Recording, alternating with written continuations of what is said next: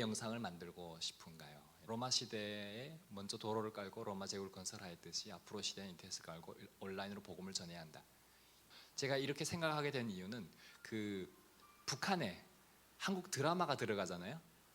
드라마는 들어가는데 복음이 못 들어간다? 이게 말이 안 된다고 생각한 거죠. 그러면 그 드라마 속에 복음을 집어넣으면 어떨까? 근데 그게 말이 또 안 되잖아요. 그러면 그거를 기독교적인 세계관으로 녹여내서 컨텐츠를 개발해서 하는 거. 그래서 잘된 한국의 드라마는 기독교 배경을 깔아서 나름대로 우리가 북한에서 기독교는 안 좋은 걸로 배웠잖아요. 근데 좀 더 긍정적인 개념이나 이런 걸 문화적 개념으로 녹여내서 드라마 한 거는 이게 북한에는 엄청난 복음의 수용성이 되는 겁니다. 이게 문화 수용론이 복음의 수용론으로 가지고 갈 수 있어요. 사람이 못 가더라도 미디어는 어디나 갈 수 있다. 온라인만 인터넷만 되면 다 되는 것이죠. 데이터입니다. 2018년도인데 이래요. 90% 정도가 지금 다 모바일로 영상을 보는 시대가 되었습니다. 실질적으로 유튜브 저희가 하고 있는 거 통계 내도 마찬가지예요. 2018년도 데이터인데 유튜브가 82%를 차지하는 겁니다. 이제는 이 플랫폼들이 앞으로 더 많아질 거예요. 텍스트화 되어던 것들이 나중에는 사진이 되고 이미지가 되는 지금 현재의 모습을 살아가고 있습니다. 그때는 데이터, 인터넷이 그렇게 느렸고 동영상 보는데 어려웠어요. 이제는 광랜이 깔리면서 그런 에러들이 많이 줄어들었기 때문에 유튜브를 통해서 많은 사람들이 이제는 인사하고 서로 소식을 알고, 예전에는 만나야만 서로를 소식을 알았는데 이제는 그런 시대를 우리가 살아가고 있습니다. 네, 미디어는 땡땡땡이다. 그래서 미디어는 소통입니다. 근데 이 소통이 영향력이 있어요. 우리가 사람을 만나면 그 만남 가운데 하나님의 역사를 이루어 가시는 영향력이 있어요. 온라인도 마찬가지예요. 그런데 반대로 하나님이 아닌 배제가 된 상술에 지나치지가 않습니다. 그리고 인간의 우상화가 될 수밖에 없는 구조를 가지고 있는 게 이 미디어의 단점이에요. 그러니 기독교인들은, 우리 목회자들은 하나님을 어떻게 드러낼 수 있을까? 어떻게 그의 스토리가 하나님의 스토리가 그걸 잘 다른 사람들에게 비춰줄 수 있을까? 소통하게 할 수 있을까? 이런 것들이 우선적으로 되지 않으면 이 영향력은 개인의 우상화가 된다는 걸 우리 북한에서 살아봐서 아시잖아요. 북한에서 김일성 우상화하는데 미디어가 이용하듯이 우리도 마찬가지로 어느 순간에 내가 우상이 될 수 있어요. 제가 미디어를 전공하면서 그 스타성이라고 하는 거, 그게 광고로 이어지거든요. 그게 돈이 되기 때문에, 돈이 힘이기 때문에 그럼 우상이 되는 겁니다. 돈이 모이게 되고 사람들이 알아주고 그 순간에 그냥 가버리는 거죠. 하나님이 드러나야 되는데 스타가 되는 거죠. 장점이 양방향 소통이 가능하다. 그래서 항상 옛날에는 일방적인 소통을 하려고 했어요. 이제는 SNS를 하듯이 미디어를 통해서 이제는 그 대상들을 생각하면서, 예를 들어서 교회면 교회의 양들을 생각하면서 대화하고, 유튜브 구독자분들을 또 하나의 목회자 개념으로 생각하면서 소통할 수 있어야 되는 거죠. 통일선교 영역에서는 그들을 통일선교의 학생으로 생각하든 동역자로 생각하든 그렇게 하면 소통하는 게 중요합니다. 그냥 의미 없는 걸 구독하게 되거나 좋아요 누르거나 영상을 시청하지는 절대 않습니다. 기도하는 채널이면 그 한 사람이 함께 한다. 그럼 중보자가 한 분이 더 생기는 거예요. 이게 엄청 중요한 겁니다. 세 번째는 뭐냐면 전 세계 사람들과 소통이 가능해요. 북한에서도 본다는 거죠. 김씨 신봉하는 사람들이 특히 잘 보겠지만 어떻게 아십니까? 그들도 보다가 모니터링, 사찰하는 겸 보다가 변화를 받아서 그리스도에게로 인도될지. 그러니 우리는 그런 거를 염두를 두고 해야 되는 거죠. 네 번째는 뭐냐면 안 믿는 사람들도 본다는 거죠. 전도하는 방식이 많이 바뀌어졌습니다. 옛날에는 길거리 지나면서 예수천당 불신지옥 해도 믿었어요. 이제는 그런 시대가 점점 사라지는 시점을 우리는 맞이하고 있는 거죠. 인격적인 관계 안에서 되어줘야 되는데 이제는 그 부분들이 이제는 온라인으로 바뀌어지는데, 그러면 어떻게 이거를 그들과 소통할 수 있느냐? 이거는 컨텐츠 싸움이에요. 이거는 기획이 중요합니다. 자, 다섯 번째는 빠른 확산과 강한 영향력이 있어요. 몇 사람만 공유를 하잖아요. 5사람만 공유했다고 칩시다. 그러면 이거는 정말 수많은 사람들이 볼 수 있어요. 그 사람 관련된 모든 사람들이 다 보신다고 보면 돼요. 여섯 번째, 온라인 사역의 병행을 통한 복음의 영향력. 그래서 오프라인으로도 가져올 수 있는 부분들을 항상 염두를 하셔야 됩니다.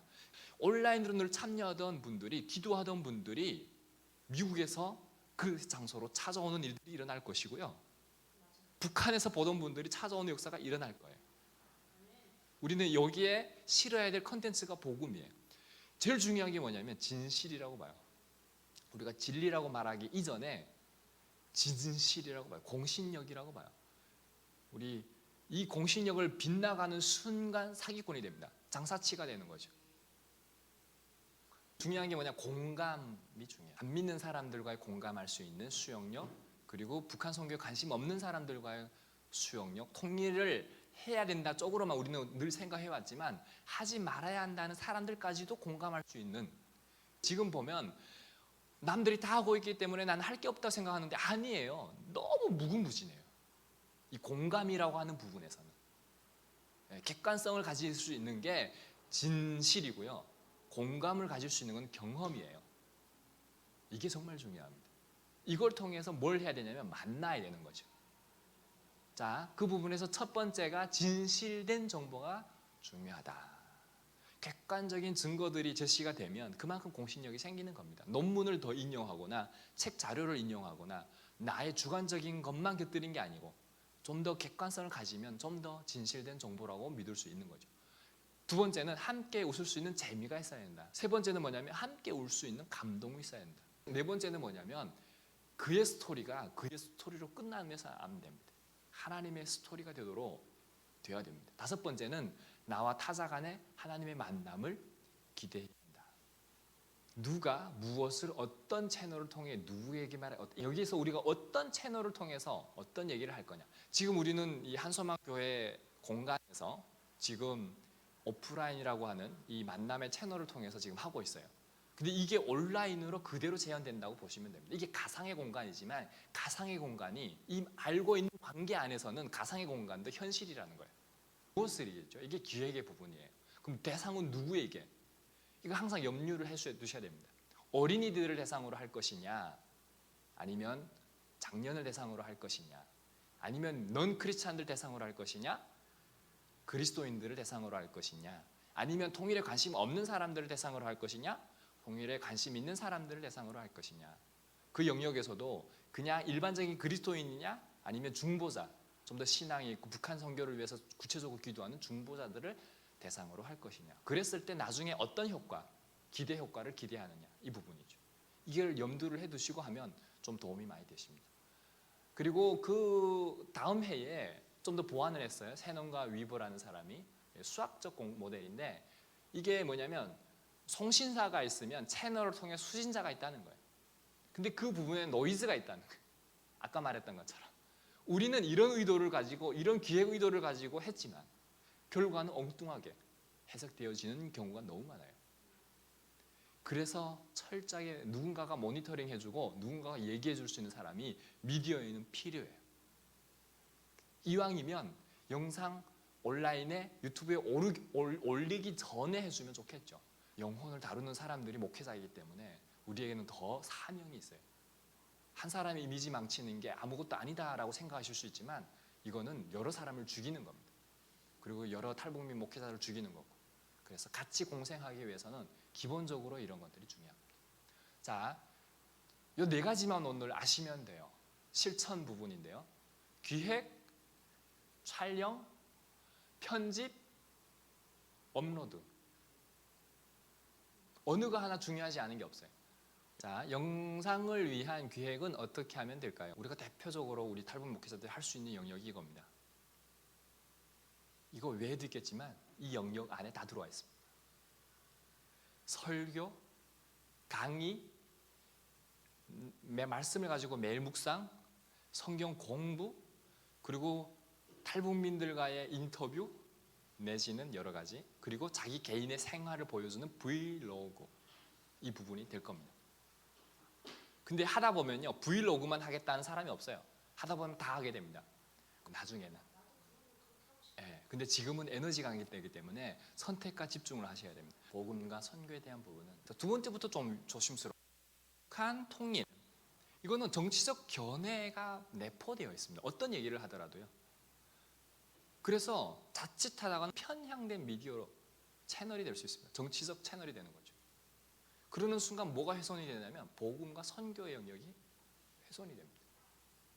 정치적 성향을 가지신 분들이 영상을 들었을 때는 어떤 얘기를 하면은 그 프레임을 가지고 씌워버리기 때문에 자, 그럼 세 번째는 뭐냐면 중요한 얘기입니다. 북한 내 인권과 한국 내 탈북민 인권. 제가 사실은 영상 조회수가 100만이 넘어간 영상들이 진짜 많았어요. 다 삭제해버렸습니다. 삭제할 때 마음이 얼마나 아팠는지 알아요? 근데 그게 다 뭐냐면 북한 인권 관련된 영상입니다. 제가 2014년부터 했던 게 북한 인권 관련된 사역들이었어요. 그리고 그 진실을 알리겠다고 했었고 그랬는데 그래서 구타받은 영상부터 시작해서 모든 영상들이 유튜브에서 보던 영상들을 많이 보셨죠. 다 제가 올린 거예요. 없어졌을 거예요 이제는. 어느 순간에 많이 안 보이실 거예요. 다른 사람들이 가져가서 올린 건 내가 놔두는데 제 100만 이상 진짜 많은 사람들이 보더라고요. 그리고 욕을 진짜 많이 달더라고요. 욕을 엄청 많이. 저런 미쳐 빠진 나라하고 통일해서는 안 된다. 통일론까지 가요. 저런 사람들과 같이 살아서는 안 된다. 탈북자들도 다 같은 거니까 꺼져가라. 이런 식으로 욕을 하더라고요.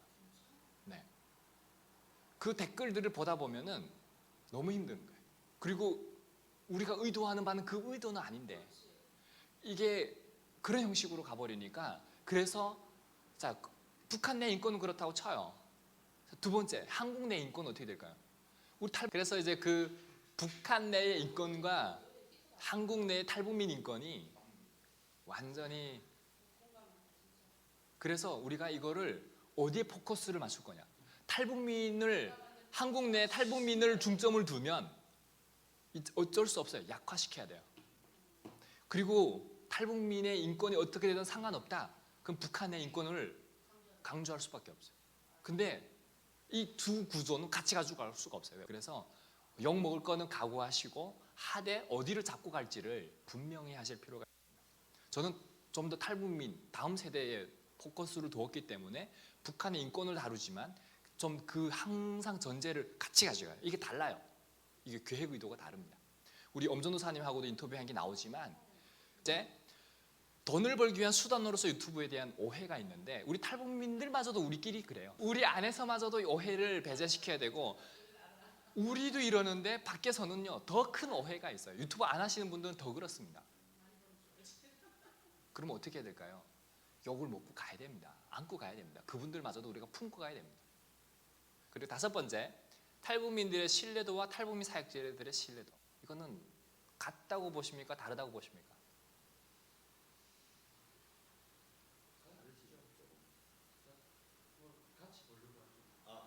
우리는 달리 볼 수 있지만요. 밖에서 볼 때는 같이 봅니다. 그래서 차별성이 필요해요. 우리가 차별성이 뭐냐면 복음이다라고 하는 차별성을 확실하게 둬야 같이 조회수 끌려고 차별성을 복음을 배치시키고 하자. 똑같습니다. 네 번째도 해당이 됩니다. 해당이 됩니다. 그래서 내 개인 밥벌이를 하시겠다. 그리고 사역자 나 딱지를 내려놓겠다. 안 됩니다. 우리는 늘 죽으나 사나 우리는 부르심 받아가기 때문에 그래서 우리는 이거를 차별화 두어서 분명하게 선택과 집중을 복음으로 선교 영역으로 가지고 가야 된다. 그래서 아까 전 단계를 제가 말씀드렸습니다. 기획자로서의 마음가짐인데요. 자, 첫 번째, 구독, 조회수, 수익을 기대하지 마라. 두 번째는 뭐냐면 전 세계 중보자, 예비 신자들의 눈높이를 맞추고 소통하는 게 중요합니다. 이게 좀 중요한 것 같아요. 제가 이제 유튜브 그 알고리즘 보면 전 세계 이게 다 어디서 보는지가 나오거든요. 그러면 전 세계 사람들이 다 봐요. 네, 특히 한국이 많이 보고 미국이 많이 보지만 심지어 뉴질랜드에서도 보고 캐나다에서도 보고 호주에서도 보고 심지어는요 저기 거기서도 봐요. 아프리카에서도 봐요. 네. 그리고 메일이 날아옵니다. 네. 그래서 이게 중요합니다. 그리고 세 번째는 내가 만난 하나님의 이야기, 우리의 간증을 통해 하나님을 드러내라. 여기에 포커스가 되어 있어야 된다고 봐요. 근데 우리가 훈련이 안 돼 있어서 그런지 모르지만 이걸 잘 못하시더라고요. 보통 그냥 나의 경험에서 나의 이야기로 끝나는 경우들이 많이 있는데, 그래서 끊임없이 어떻게 하나님을 만났는지, 그리고 하나님 만난 이후로 어떤 변화가 있었는지, 그리고 지금은 어떻게 살아가는지 좀 더 이런 게 관심이 있어야 되는데, 어느 순간에 보다 보면은 목적이 이렇게 상업술로 바뀌는 것들을 보게 되면서 이게 정말 중요하다. 초심이 중요하겠죠. 네 번째는 전 세계에 하나님의 뜻을 가진 사람들과 함께 선교에 참여할 수 있는 기회를 제공해라. 기도할 수 있는 분들은 기도에 동참하고요, 후원할 수 있는 분들은 후원에 참여하지만 전 세계에 있는 사람들을 선교에 참여할 수 있는 방법이 무궁무진합니다. 촬영을 위해서 무엇을 중요할까요? 우리가 기획을 마쳤습니다. 촬영. 자, 시청자와 편안한 소통이 중요해요.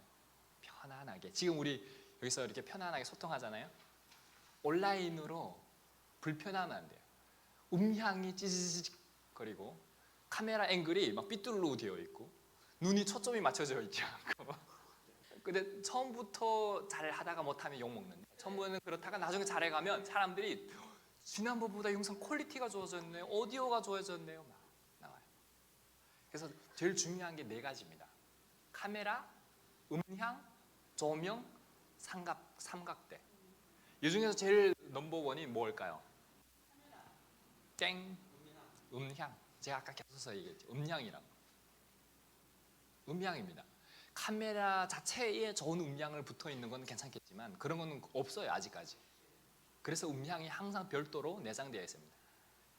사운드 카드가 어떤 걸 쓰느냐에 따라서 음향의 질이 달라지기 때문에 그렇습니다. 작은 바디 안에 좋은 사운드 카드를 넣을 수가 없어요. 그리고 그거마다 특허가 다 되어 있기 때문에 뭐 로데라든지 슈어라든지 제나이저라든지 소니라든지 다 달라요. 그래서 음향이 정말 중요하다. 그럼 유선과 무선이 있는데, 지향성과 뭐 이렇게 초지향성이 있고 여러 가지 이렇게 있는데, 그것도 좀 더 인터뷰를 하느냐 개인적인 독대를 하냐에 따라 달라지고 달라집니다. 그래서 카메라, 음향, 조명, 삼각대인데 1번이 음향입니다. 제일 중요한 게. 두 번째는 뭘까요? 그리고 카메라입니다. 음향이니까 다음에 영상이죠. 소리가 좋았으니까 영상이 좋아야지. 그걸 비춰주는데 이제 그 영상을 잡는데 뭐가 제일 중요할까요? 제일 위에 보십시오. 시청자의 편안한 소통. 사람이 앉으면 이 앉은 높이에 카메라를 맞추셔야 됩니다. 사람이 서 있잖아요. 근데 여기서 찍으면 안 돼요.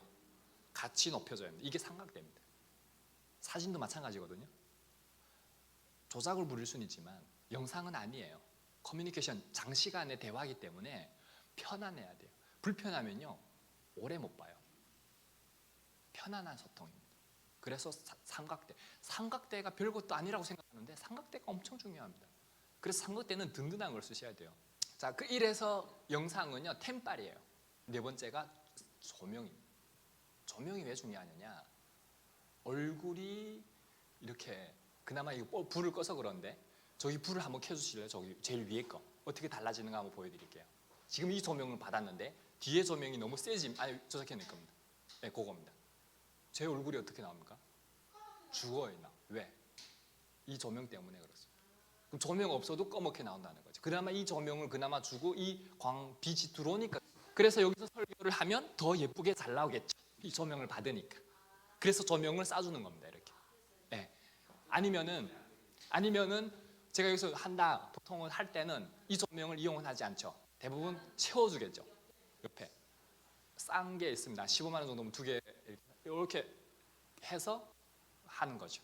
그래서 조명을 이렇게 얼굴을 달라집니다. 뒤에 너무 조잡하면 안 좋아요. 깔끔하는 게 좋고, 가능하면 열린 공간이 좋아요. 제가 아까 개인적으로 레슨을 해드렸는데 열린 공간이 좋았습니다. 이렇게. 그리고 닫힌 공간이더라도 깔끔하게. 그래서 사람이 좀 더 집중이 되고 편안하게 들을 수 있도록. 7번째, 영상 편집 기술이 중요합니다.